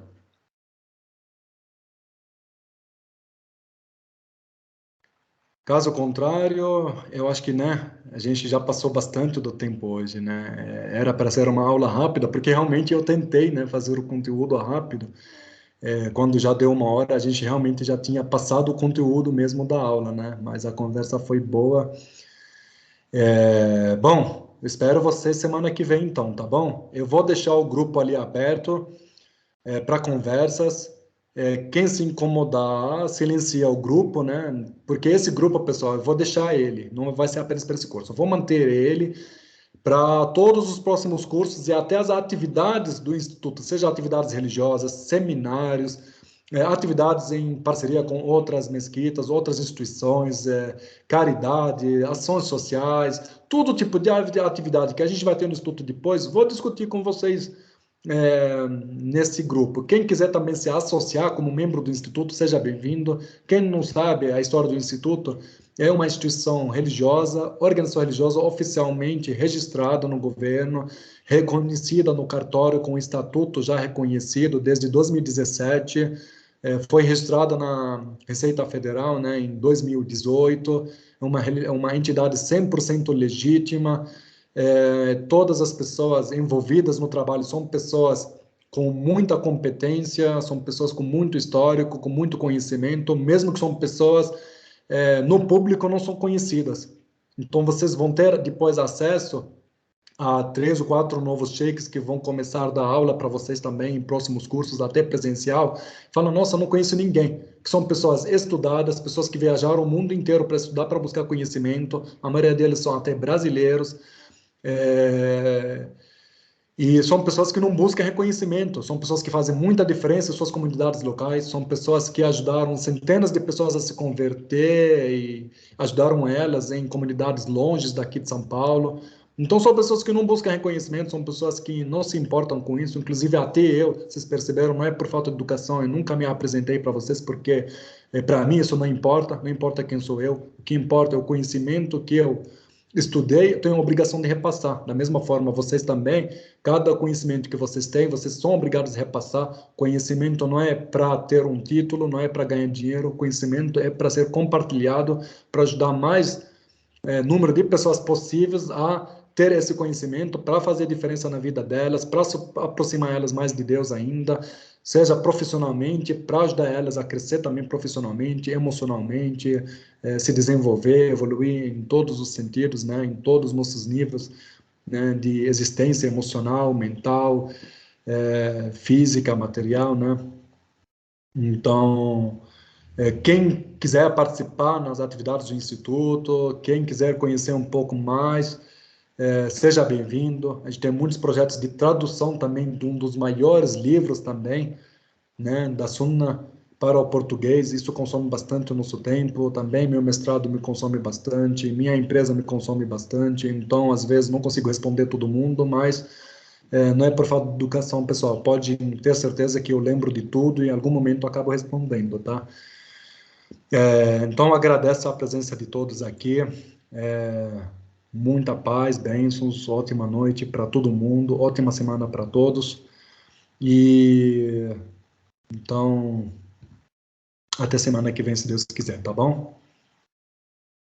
Assalamu alaikum wa rahmatullahi wa barakatuh. Obrigada, Mark. Eu que agradeço.